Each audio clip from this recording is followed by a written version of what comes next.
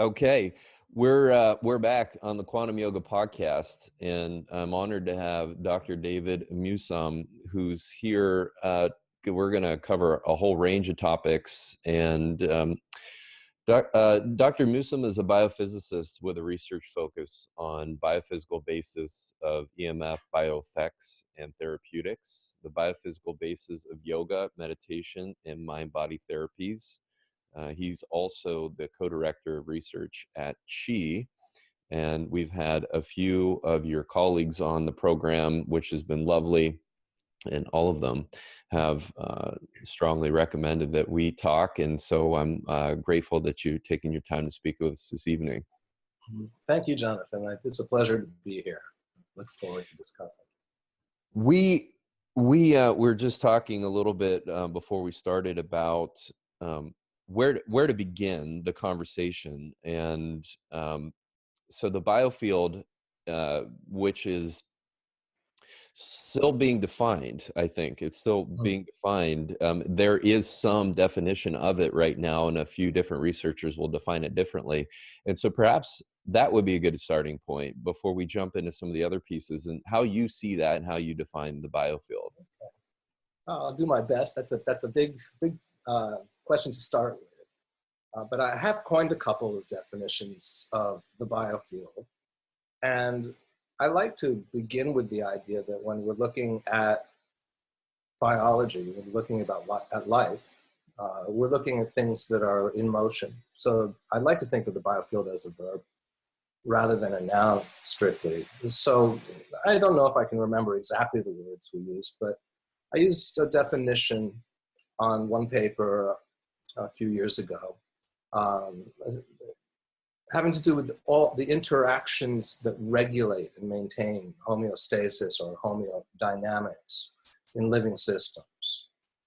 The sum total of that. I mean, in that sense, chemistry is a biofield interaction, just complicated, involving molecules. Nervous system activity, which is information carrying, is a biofield activity because it's a field of information flow that is expressing my thoughts, perceiving my environment, interacting with the field of information flow that is you. So in a word, we might say that biofield interactions are informational interactions in biology, and that encompasses most everything. Now, right away, the focus becomes, because of the public interest and the recent progress over the last 20, 30, 40 years in a variety of different fields. Well, what is this? Are there biofields that can interact in ways that are non-chemical? And of course, we see this with electromagnetic fields. And it kind of makes sense if you're standing near a microwave, or if you go inside a microwave oven, you'll get heated up. Microwaves impart a great deal of energy in the body.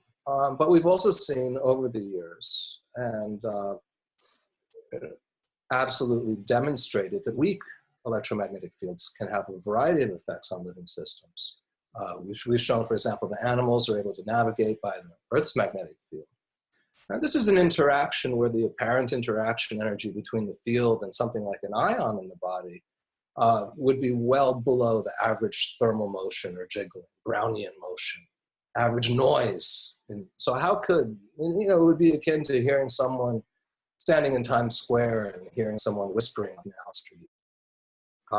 So a very low apparent signal to noise ratio. Well, how is this happening? How do we see something that's carrying so little energy having specific types of effects? And of course, we grew up with radio and television, so we can understand that it's possible to have a receiver for particular frequencies, maybe for particular wave shapes, particular patterns of dynamical behavior. It may be possible to tune to all those sorts of things. So we begin to see in bioelectromagnetics, I think, the movement towards a biofield. Then, as some of your other speakers have mentioned, we see in parapsychology a large number of studies for which it would be difficult to explain as being due to electromagnetic fields, because electromagnetic fields drop off with distance. If I'm standing too far away from the mobile phone tower, I don't get a signal, and so on and so forth. And so this suggests that there are levels of organization, of information transfer that don't involve electromagnetism, that may involve something that some people call subtle energies or subtle interactions. And I think that we're beginning to see more research in that area as well. And we may come to a point in the near future where people feel more comfortable with that. I think there was probably a time when electricity and magnetism were considered voodoo. And then there was a remarkable growth in knowledge about it in the 17th, 18th, and 19th centuries that led to our present theories of how that works. And it may be that with more subtle interactions,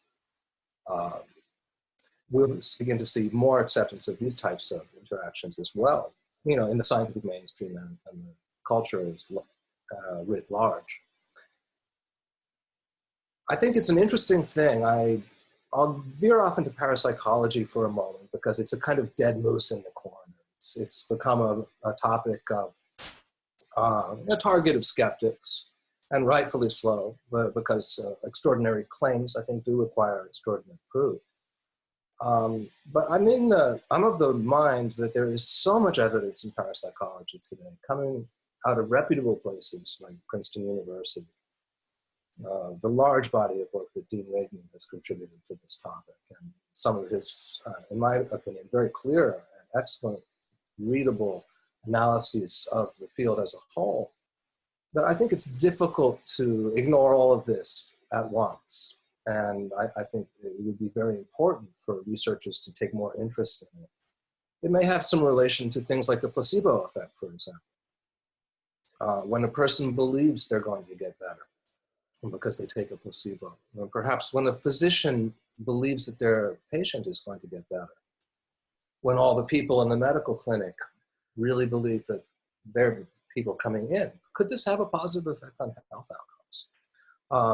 I think it seems almost negligent to not take some of the results of parapsychology seriously once we've seen a placebo effect in action, and we get to see interactions between people at a distance and the transfer of information that we can't seem to explain except through some understanding of consciousness itself. I could go on there, but you're shaking your head a little bit, so let me know what you're thinking, and let's bring this into some specifics. So I'm hearing a couple of things that are maybe worth continuing down the thread of investigation, and one is that you know, subtle energy, what maybe we're calling subtle energy today, will not be so subtle 50 years into the future, and that will be some kind of obsolete, archaic term that the old folks used in the version 1 of Biofield investigations, or version 2, if that's where we are. But and so you're talking about being able to measure these things, subtler and subtler things within the biofield, and I wonder if you can talk about measurement and what is able to be measured now that could be included in this definition of the biofield. Okay, well, there are a few ways to look at that. I think there's a very interesting body of scientific evidence in biophoton emissions from the body, both stimulated by light that shines on the body and causes an emission, and also just natural emissions detected in very dark, both of them detected in very dark regions. A number of studies have shown cellular interactions, cell regulation. A couple of very prominent studies by Gunther Albeck-Brüller in 1998 and 2005, published in Proceedings of the National Academy of Sciences of the USA, that showed a cell-cell communication in the infrared band. This is a very, very interesting topic because we begin to see that light is involved in the signaling between cells. On a more banal level, even nitric oxide signaling, which is a short-lived free radical, shows sensitivity to electromagnetic fields. It passes from one cell to the next. And so in a sense, there's a nitric oxide field that is created in the body in different amounts in different places. It is exquisitely regulated by calcium. And we see some sensitivity to electromagnetic fields in this pathway. This can be thought of as a biofield of very, very short-lived things called nitric oxide free radicals. Nitric oxide doesn't stick around for very long. It wants to interact with hemoglobin and other molecules as quickly as possible. So it's a rapid signaling pathway. I think the sensitivity to very weak electromagnetic fields is extremely interesting. Of course, that's my specialty, so I would think so. Just a few days ago, there was some reporting of a paper showing that human beings could detect the direction of the Earth's magnetic field. They took them into a shielded space and put in an artificial magnetic field with the same strength of the geomagnetic field and changed its orientation, and found that people's MRI results, brain activity, was changing in response to this very, very weak field that was there. So I think these qualify as subtle energies, even though the magnetic field does carry some energy. It's very, very, very low. It's more of an informational interaction than one that's strictly energetic. I'd be curious about olfaction as well. There have been some interesting vibrational theories of olfaction put out, I think, very prominently by Luca Turin here in Italy, that suggests that what we're looking at is a field probability, essentially, of the vibration that corresponds to a particular odorant molecule. And this may go a long way to explaining the incredible sensitivity of some animals to sense and the ability to track in those directions. I think, again, going back to parapsychology, I think evidence of how to measure the biofield is also not about measuring changes in phases of things and interactions with very weak fields, but the behaviors of organisms. It could be a very interesting place to study. Something that pops into my mind on sort of the gross level, or the level of the human, is some of the studies that Rupert Sheldrake has done with people being aware that they're being watched or looked at.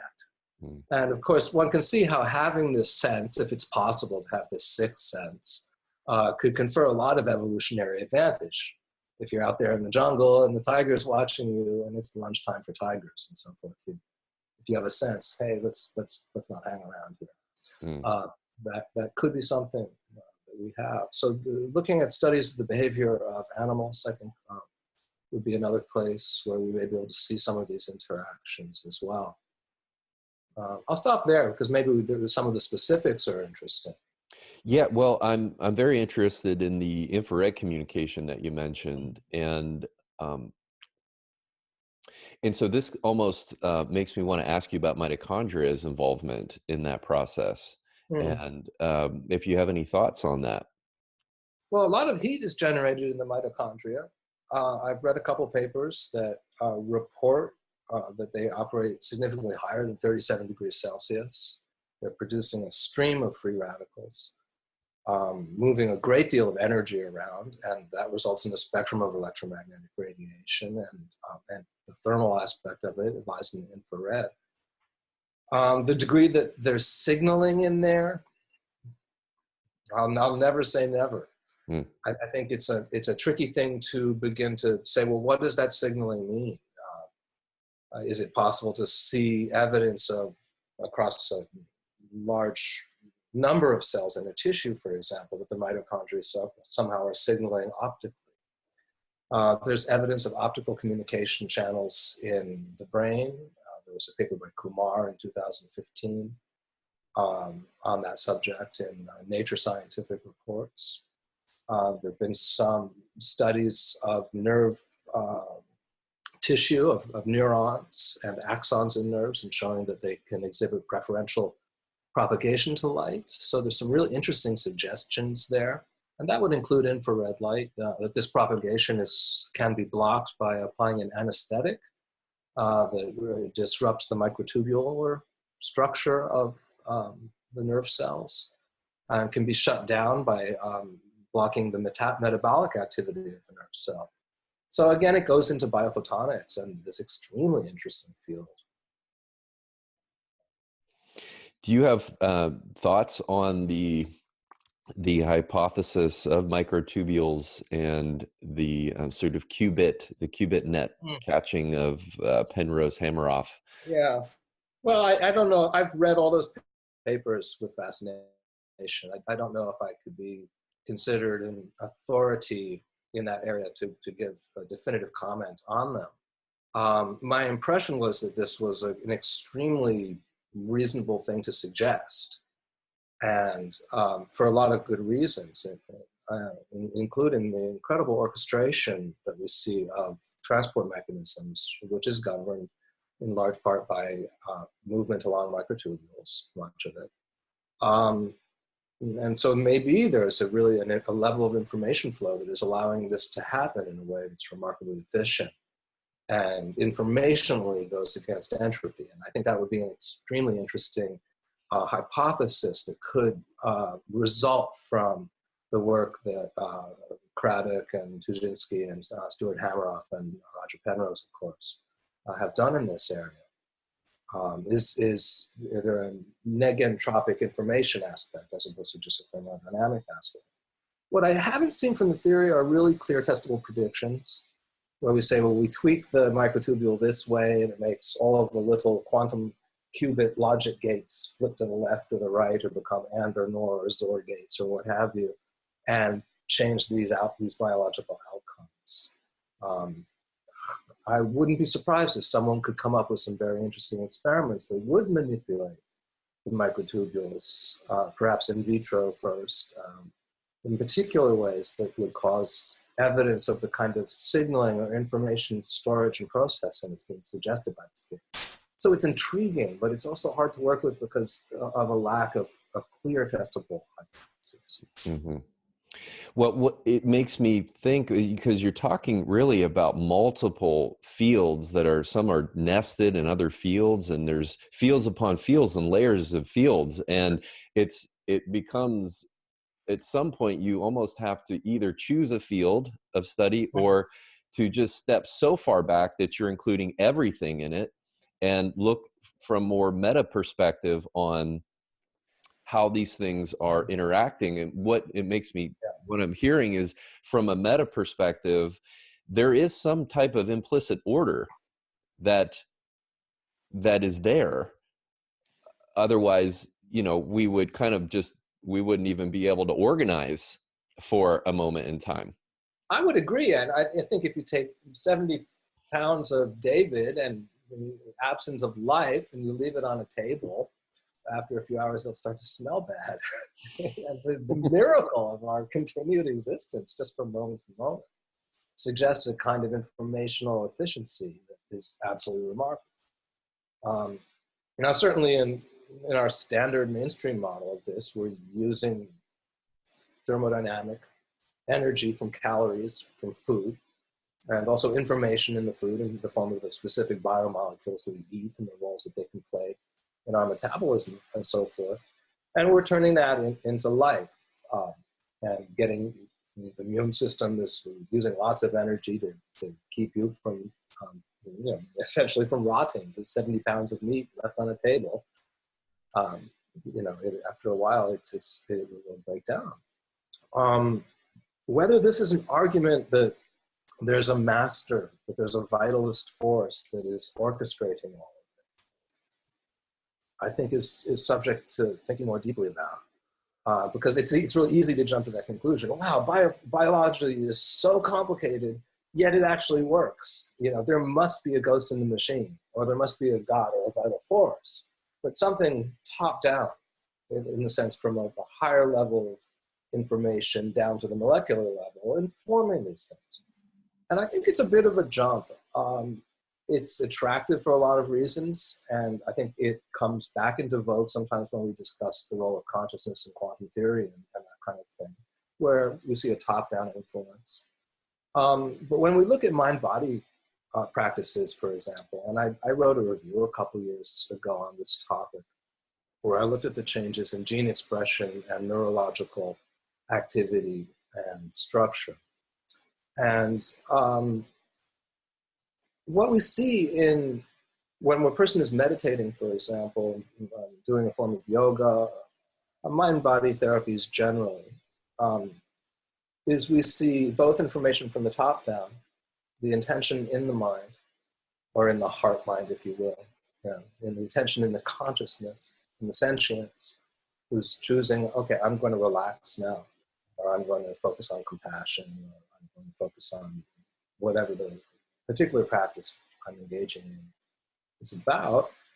And we see concomitant changes in inflammatory markers, immune markers, in the expression for a large number of molecules that are relevant to health and well-being, and also basic processes like digestion and so forth.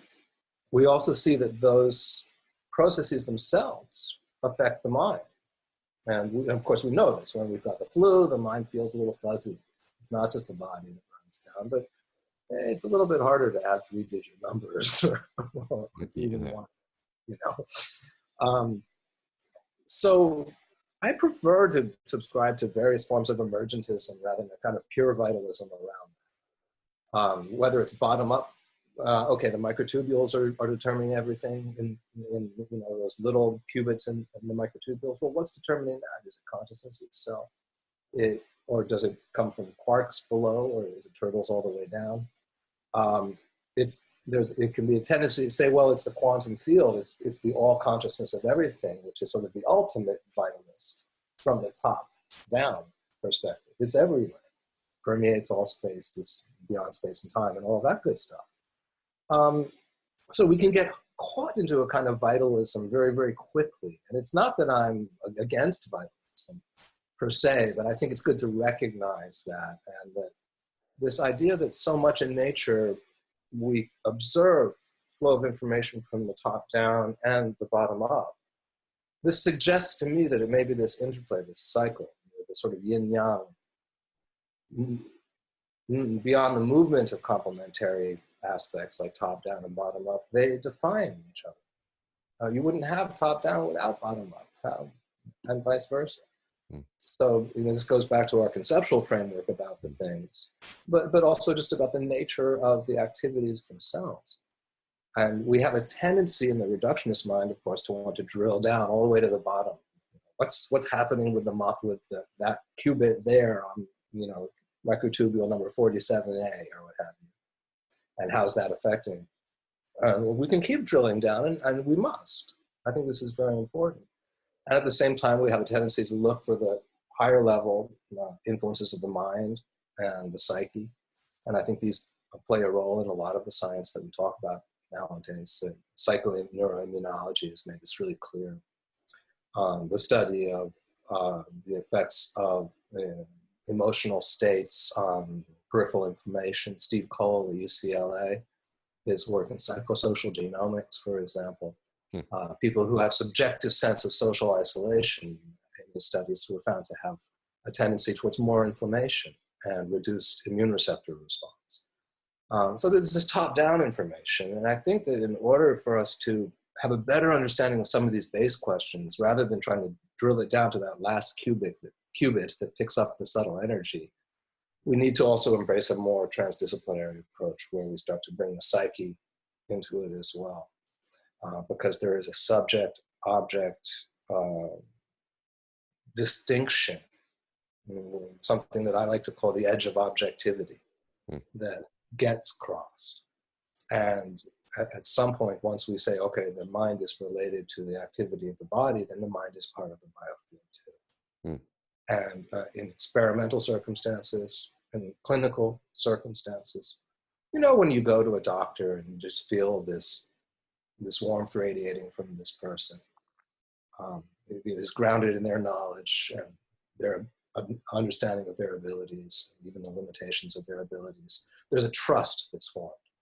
And if this affects the placebo effect and actually affects the outcomes in my body about what's going on, then that would be as important as some scalar wave that I might be able to zap into my body with a wristband or whatever. Not to say the latter isn't meaningful, but I think that there's a much broader framework that we need to begin to address to come to a better understanding of these questions. We don't want to cause our thinking to be hemmed in by our 19th century concepts. Like it's really fun to talk about resonance, and there are lots of examples of resonance in biology, and I've written on some of them. But in resonance itself is a 19th century radio kind of idea. You know, you get your crystal radio to tune into just that frequency, and you can pick up the radio station. Well, we look at nervous system activity. We look at most biological signaling, and it's embedded in a lot of noise. And it's periodic, but aperiodic.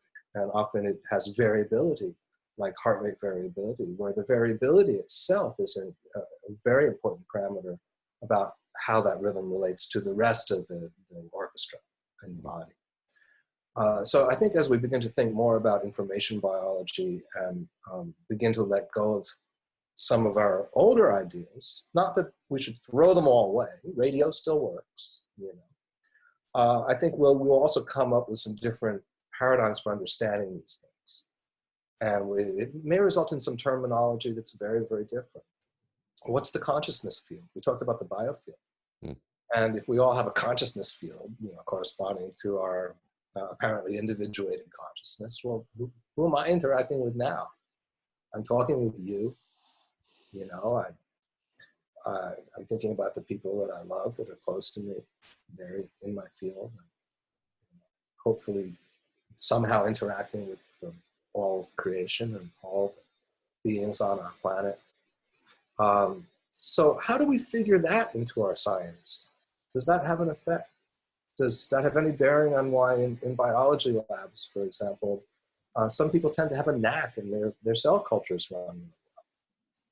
And I don't know, you know, this is hearsay, but it may be that that feel for the thing is something that we can measure in some of our experimental outcomes. And we see that we've crossed that edge of objectivity.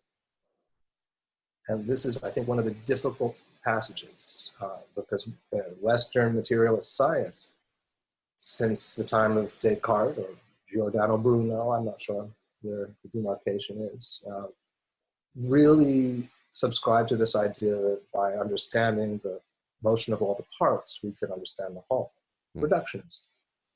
And it's led to amazing things. And it's led to the ability to have this video conference, although so has the field effect transistor, which is based upon a different principle. But the point that I'm making is that we want to have our understanding a certain way. You know, have it your way. have the cake and eat it too, if you will. And so we framed the question about what is a biofield based upon our expectations of what the answer looks like. Mm-hmm. And it's difficult to shed that materialistic framework. And I think we should never contradict it in order to promote a different one. I think at the end of the day, everything that we do scientifically has to be grounded in good, replicable science and understanding what that means. At the same time, we have to understand that when we start to study things that are more and more subtle, we may have more difficulty measuring some of the outcomes. But before I continue down that rabbit hole, maybe direct me a little. When you were talking about this interrelationship between top down and bottom up, what popped into my head was to ask you about artificial intelligence and the you know, because I think from the bottom up, one could argue this principle that consciousness is emerging out of whatever their, you know, more processing power or something like that, you know. And so noodle on that for a minute, if you would. Well, I'll say two things. You know, the first is that I'm certainly not qualified as an authority on artificial intelligence. I've thought about it quite a lot, and I've read about it quite a lot. But so I'm certainly not authority. The second thing I'll say is I'll never say never. And I think you put it very well when you said, well, couldn't it be natural for consciousness to emerge once there's a certain level of complexity, a certain level of information processing? Not just that consciousness is somehow a product of that in a materialistic sense. That somehow I'm aware of sitting in front of the screen and watching you on the other side of the planet because I have a complex set of actions happening in my head but that it's just a natural emergent result, top down, bottom up, in exactly the same kind of way I was saying it. Once there's enough bottom up, some top down starts to participate. And especially in an environment, a competitive environment, like an ecosystem, where the only things that survive are the ones that were strong enough to survive, then that resilience would be built in as well. And so I think there's a very, very interesting argument based along those lines that sure, machine algorithms or machine intelligence could become sentient in a truer form of sentience than the Turing test. The Turing test was suggested by the computer scientist and mathematician Alan Turing as a way of determining if an artificial intelligence could be considered intelligent. I don't think he addressed sentience as much back in those days. But the idea is that if you could ask it lots and lots of questions, and none of the answers it gave could give away whether it was a machine or a human, then it would pass the Turing test and you'd have to consider it intelligent. Similarly for sentience or consciousness. If we invent an artificial intelligence and it passes the Turing test, it still may just be a machine that's really good at, AIs have beat people at Go now, which is much more complex than chess, and evidently involves a degree of intuition. So it's a very, very interesting supposition. Yeah, I don't see any reason why not. From my point of view, it may be in the natural way of things that when a system becomes sufficiently complex, nuanced, and subtle, it begins to embody consciousness, however that works and whatever it means. And so we could create conscious, I'm not sure what kind of Bill of Rights we'd have for them, or what Bill of Rights they'd have for us. All the dystopian possibilities are certainly there. But it's just so hard for me to comment on Okay. Well, let's take a different tack. One of the things I did want to talk about, and perhaps this could even be a bridge to talking about yoga, meditation, and even sound and music, is the Primo vascular system. The Primo vascular system, and is it safe to say that this is at least part of what the meridian or nadi system would be? No, I don't think. I think it needs more replication and more work. I think it's safe to say that it's something that really deserves more study. It's sort of discover the Primo vascular system or Bangenduck system suggests that there are physiologically meaningful channels that are operating in ways that we don't understand, and we should understand that. I wouldn't say that means that we've proven that acupuncture meridians. I think there's just a lot more work that needs to be done to get to that level. I think also from a slightly broader perspective, acupuncture meridians, because we haven't seen them easily dissected out. And the Bangenduck hypothesis is a possibility, but I don't think it's a home run. They may involve dynamic patterns of activity, where you have, for example, gap junctions between the cells opening and closing to allow ions to flow. And they do this quite quickly, and they can change and form and disappear. Mike Levin at Tufts University has done some extremely good work looking at patterns of cell membrane potential voltages and their relationship to growth and regeneration and growth of embryos, regeneration of things like planaria, where you can chop the tails off and they grow back, and so on and so forth. And he's shown that there is a sort of dynamic electrophysiological patterning that is a system that governs this, that plays key roles, that's a better way to say it.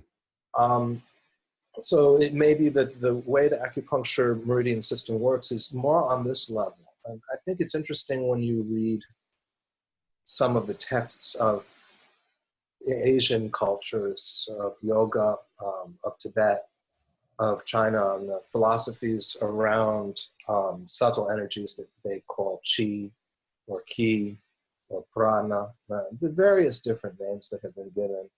And they tend to exist within an energetic body that is congruent with the physical body, but its qualities are more subtle.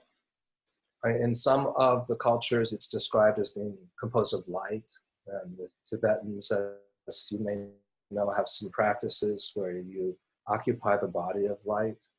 I love this metaphor, before I go any further in that direction, because every chemical reaction in your body is an electromagnetic interaction. It's not the strong and weak nuclear forces or gravity that's governing that. It's the charges between molecules. And that's mediated by light. So literally everything I am on the physical plane is light. And I think this metaphor is the poetry of it is so meaningful, and I find it quite useful.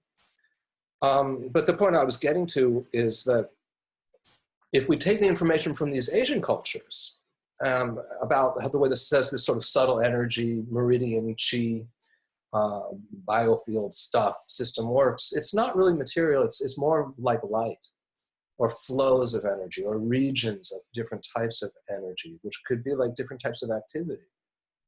And this, of course, it's natural that it would change, whether you're running from the tiger or sitting on the porch sipping a cup of tea, and so forth. So it may be that rather than, again, drilling down to the physiological systems, and we've got to find these tubes, these ducts, and then we will have shown that acupuncture has a physical substrate, it maybe it's more in the dynamic informational, in other words, the biofield activity. Mm-hmm. So I've tried to stay open to both of those points of view. Do you see the acupuncture system, at least the 14 major channels and associated organs, as being a grosser than the chakra system, or of the same? I know that's of the same. It's just really, really interesting, because if you look at the maps of the chakras and the nadis, mostly coming out of the Indian subcontinent, and compare them to the acupuncture maps, there are points of agreement and points of disagreement. And I think I would just love to have, a Star Trek thing where I could just, okay, and maybe we'll get to that. That's the goal after all. And it may be just like the maps that we've seen historically of different continents and so forth changed. And Google Maps, now it's even different from what it was on those old 1950s road maps. As we get more resolution, every time we make a new microscope or a telescope or a better way of creating a cartography, I think we develop a clearer view.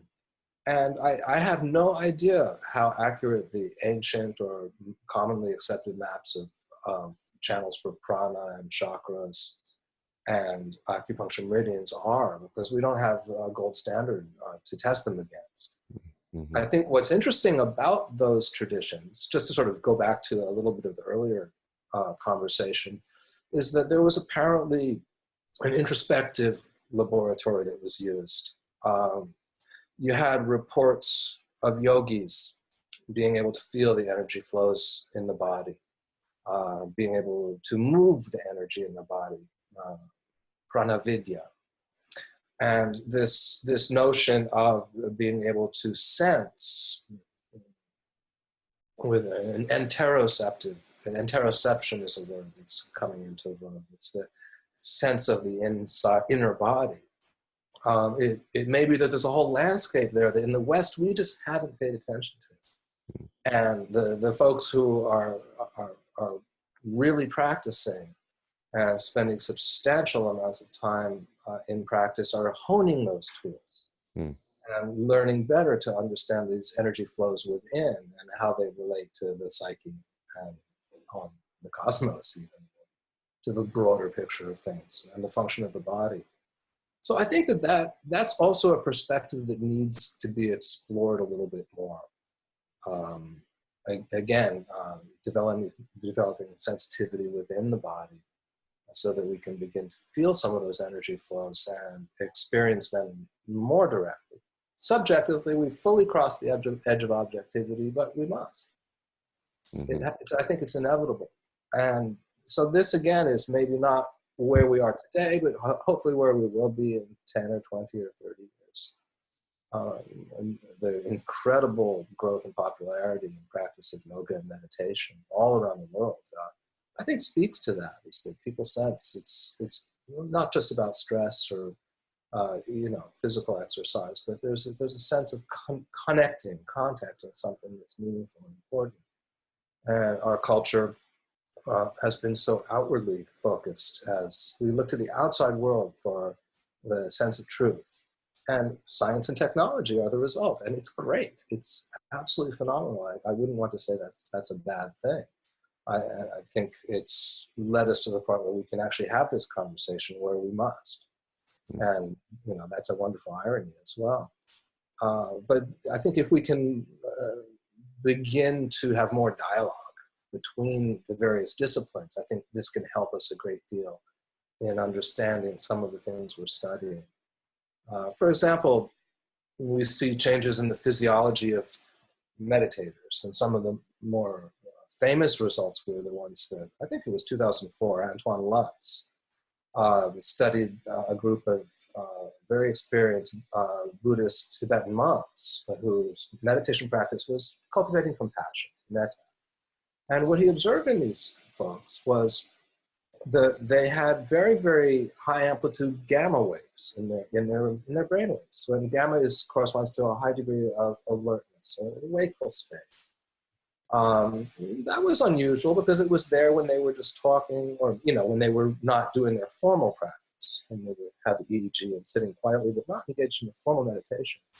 And they found also that there was a certain level of synchrony between the front and the back and the left and the right hemispheres for these folks.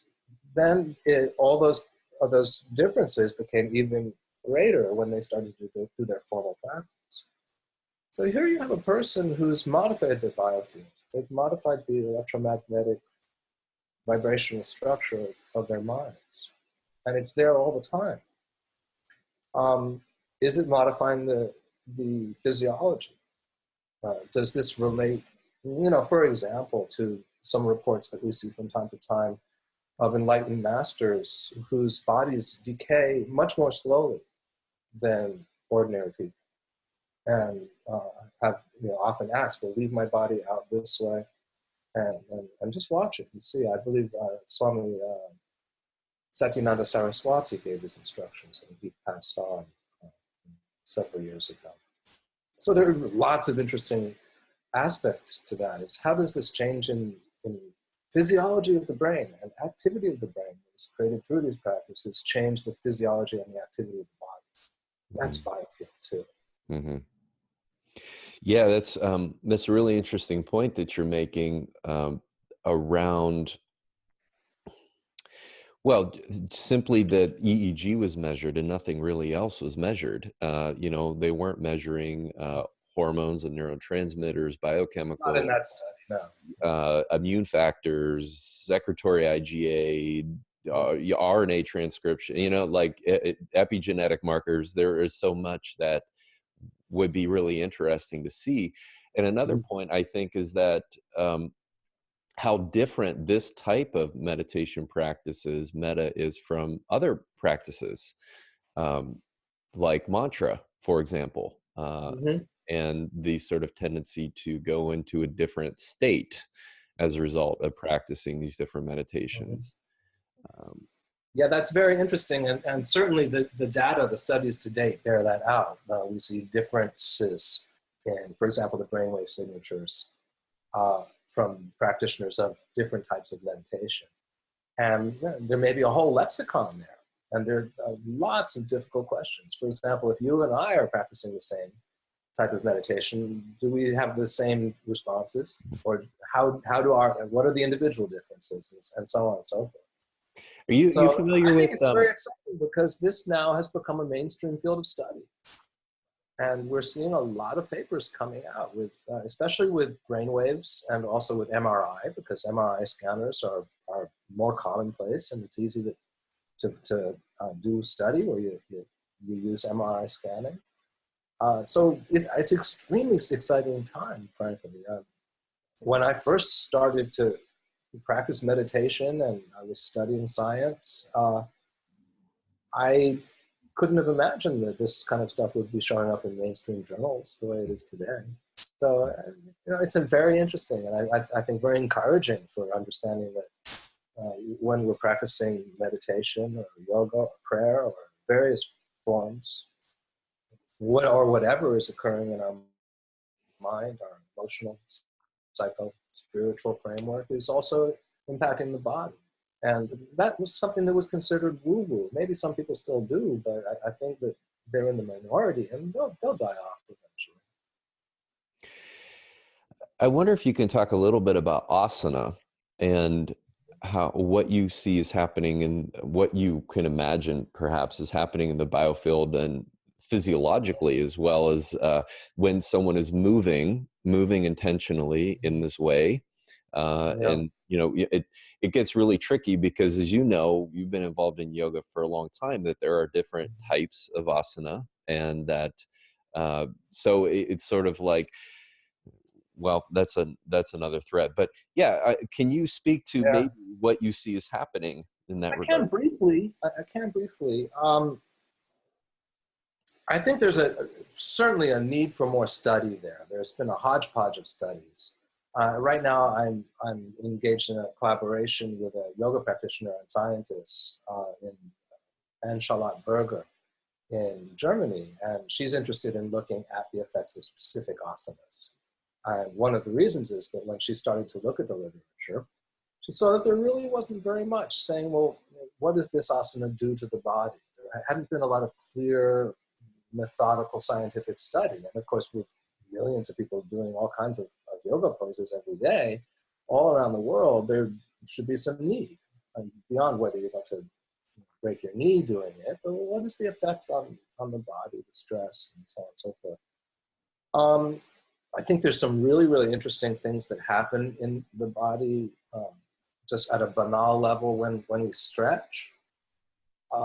This sends signals to the brain that stretching is happening. And then the brain responds to those signals by sending the signals to the muscle.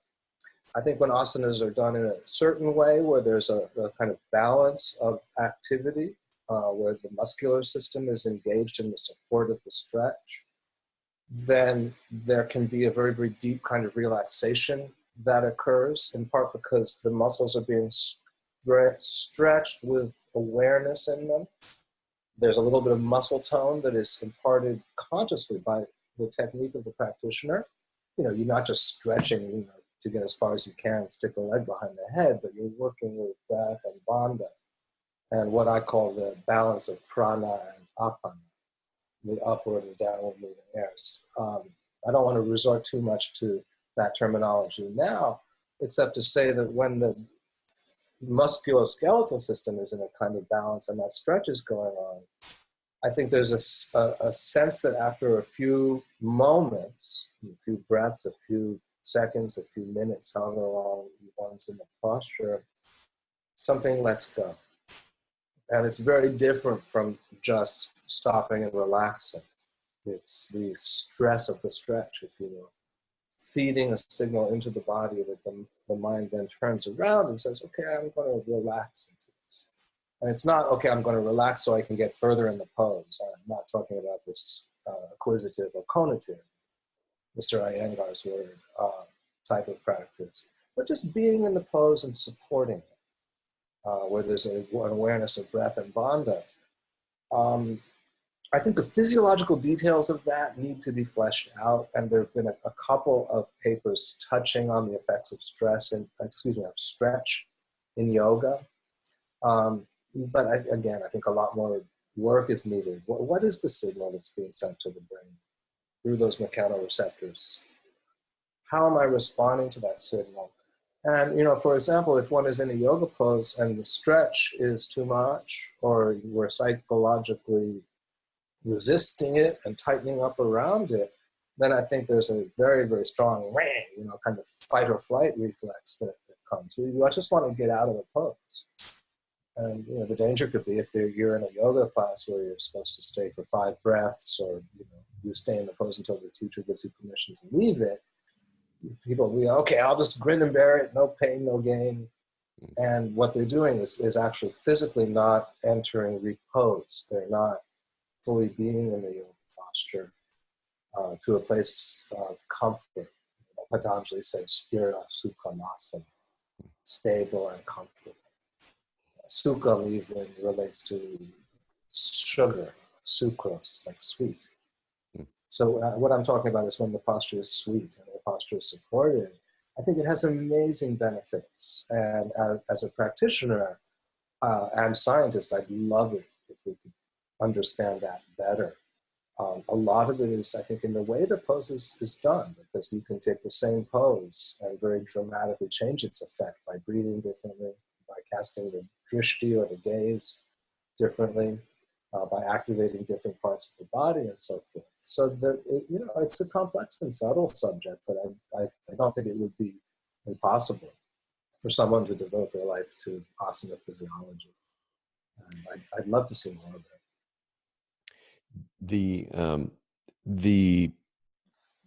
The effect of piezoelectricity on so when this idea that when muscles contract, there's actually some kind of imparting of an electric current.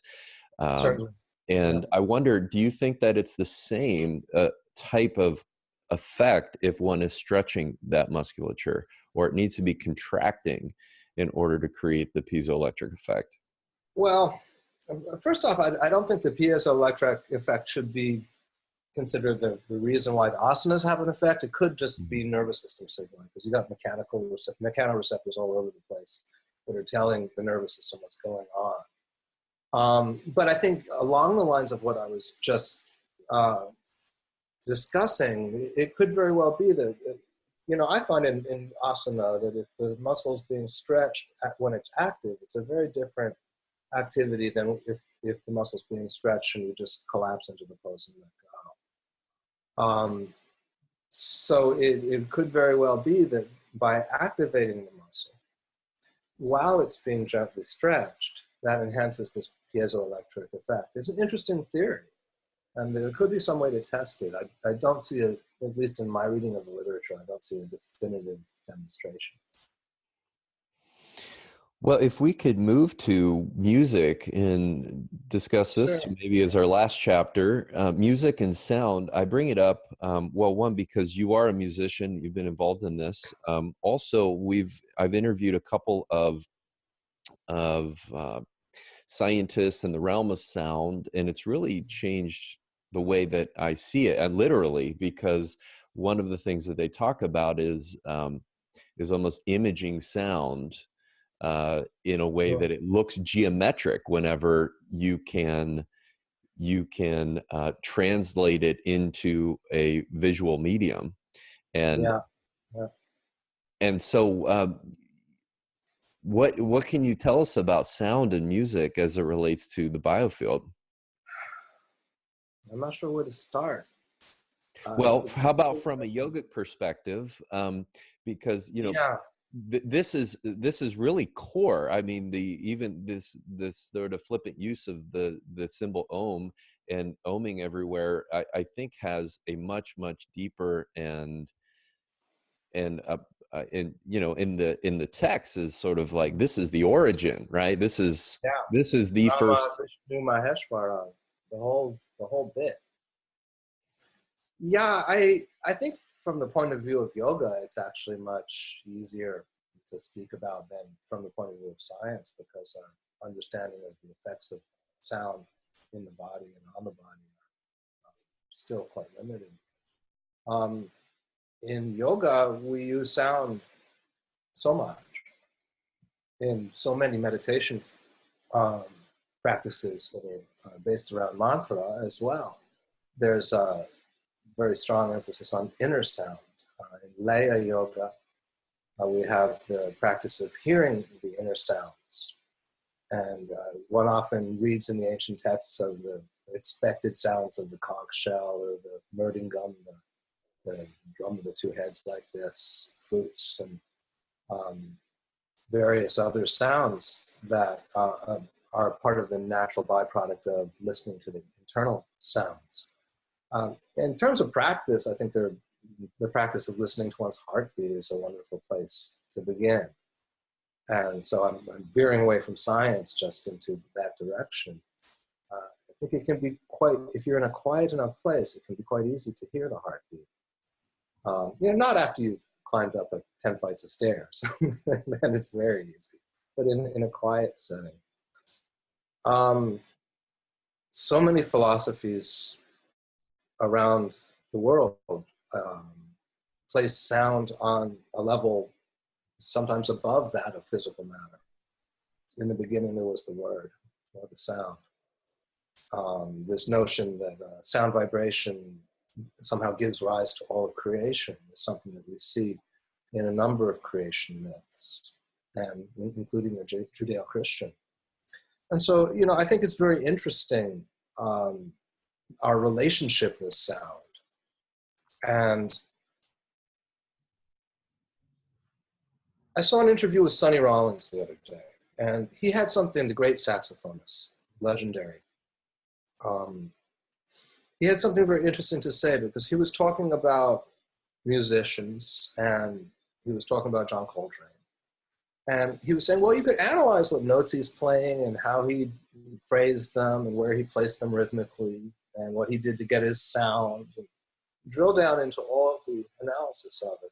But he says that'll never define what is John Coltrane. He said, you got to hear it. And so when we talk about the relationship of sound to the biofield, again, I'm falling into this theme of crossing the edge of objectivity in this talk. It seems to have been inevitable, so I'll just continue in that direction. I think that there's a level at which a really essential part of the practice would be to begin to understand and listen to sounds and feel them in the body and so on and so forth. Otherwise, we wouldn't have that inner laboratory. We wouldn't have the data from that introspective or interoceptive journey. And so I think that this is the perspective of yoga and many of the traditions around the world that ascribe a great importance to sound. Inyat Khan, the Sufi musician, wrote many, many wonderful things about sound and the nature of sound and healing, and sound and the expression of the radiance of the heart. Coming from the Sufi perspective, this is a very strong theme in his writings around this. And, one hears certain musicians or even certain sounds, and they immediately denote something that can be very, very strong or very, very particular or very, very meaningful. Going back to John Coltrane, who listened to the opening notes of the Love Supreme.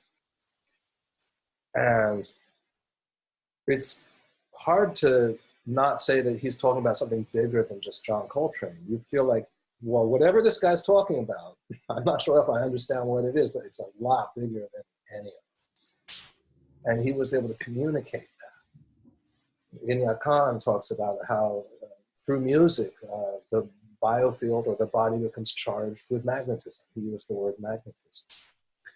Early 20th century, I guess it was. And, thus there's an element of rejuvenation and of spiritual awakening that emerges from the practice of working with sound. So I think this is the beauty, the gift that we've gotten from these other cultures and from these ancient traditions that we have incredible access to now. We can learn how to practice some of the yoga practices or meditative practices that involve sound. And I think we can begin to develop that inner world. And that was the perspective. That was the great genius of these traditions, is this highly developed inner receptive or interoceptive, introspective ways of understanding. And I think that, in terms of myself, as someone who's both a scientist and a musician and been practicing yoga for quite some time, I think to bring all these things together, there needs to be a union. If we can find a way, not just in our daily lives, but in our languaging around scientific concepts, I think it helps a great deal. If I want to study some Buddhist monks who are chanting, for example, I should get to know what their chanting practice is about, what it means. Maybe that would tell me, well, what sort of scientific outcomes to study. If I understand that, well, this is designed to make a big emotion of happiness or grief, or this is designed to warm the body. Maybe I would look at different things. I would use different study designs. So beyond the philosophical need to cross that edge of objectivity, I think there's a very strong need for this kind of transdisciplinary communication between the practitioners and the scientists, the healers, and bringing the arts into that. What was it that John Coltrane was telling us? Is there a way that science could express that? The humanities are the science of humanness. So maybe we have to go to the humanities. Maybe we're not going to reduce that to an equation. Yeah, it's what I'm finding interesting about what you're saying right now is the associative and integrative way of thinking that listening to music creates, and the ability to see things transdisciplinarily, right? And to be able to see how different things connect, or at least be willing to see crossover and see integration between them. And I don't remember where I was listening to a researcher talk about this, basically different innovators in the way that they think, and across whatever discipline or industry, that the fact that they were exposed to music at a very early age increased their ability to see beyond what was currently being seen by the general public. It's very interesting. Yeah, and I don't know if music is the secret sauce, but it's certainly, I think for me personally, if I look back to some of my early childhood experiences of hearing music, I was stirred to the depths of my being. Tears, goosebumps, and everything. I think that we have a kind of an innate sensitivity, so many of us, when we're very, very young, and it probably forms in the nervous system and so forth. I think it starts to beg the question of vibrational medicine. If we talk about music and yoga, and then music and Biofield, what's music good for you? That question comes up eventually as well. And I don't know how we can promote it more. I'm not a music therapist, and there is a great deal of activity in music therapy today. I get a sense that some of it goes down to cultural issues as well. That the effect of music has to do in part with the culture. Music can have an extraordinarily high impact in a sacred setting, for example. The same music while you're cooking spaghetti might not have the same effect. It might even feel profane to play that music at that time. So that the cultural environs, the whole belief structure, the purpose that music is meant to serve in the culture, I think also play roles in how we perceive music and what's the power of music. If you're given a mantra by a guru that you have great respect for, it might be very different from picking one up down on the Bowery or something like that. So again, I'm waving the transdisciplinary flag and saying that, rather than we must look at the neurophysiology of music and all the very important things there that can show us that music can be therapeutic, that sounds, whether listened to or applied to the body or otherwise, vibrations can have therapeutic properties. I think there's sufficient evidence for that. But then again, to take a broader perspective, what does music mean? And can we bring that meaning into our culture rather than just always drilling down? And I have nothing wrong with drilling down into the reductionist ways that different kinds of music set up expectations or cause relaxation or innervation. That's all very, very well and good. But can we come to a better understanding of what music is, the role that it plays, the power that it has for healing, the tremendous love that can be transmitted through music, um, in the right kind of settings. And I think we've all experienced that. So you go to see certain musicians, and I've seen certain concerts that have changed my life. I walked out of those events a changed person. And I think this happens in churches every day. It happens in all kinds of places of worship. And the power of these kinds of activities is something that we should also understand. One of the things we're doing at SHE that's very interesting is we've been going around measuring brain waves. We recently went to India, in Tamil Nadu, in ashram context, in 2 different locations, and we measured brain waves in sacred settings where there was music, and also in meditation, guided meditation practices. And so one of the ways I think scientists can begin to, in their drilling down, do this kind of transdisciplinary work is to bring in some of the cultural anthropology and rather than taking the subjects into the lab all the time, take the lab out to the subjects and take the lab into the sacred event. Take the lab into the temple or the mosque or the meditation center or what have you. And with little EEG headsets and so forth, with a quite reasonable amount of accuracy, if they're used correctly, we can gather data. So this, I think, is also an exciting time because so much of cognitive neuroscience has been done in laboratories. Mm-hmm. And, being the transdisciplinary person that I've become during this interview, actually, I was planning on going in this direction. I think that the opportunity to do that kind of research is greater now than it ever has been before. The cost is lower, and I think the awareness of the other cultures of Western science is greater. There's a meeting. When we went to Tamil Nadu, the priests at the temple at first were a little bit standoffish. They were kind of crossing their arms like this. Oh, what is that thing you're putting on people's heads?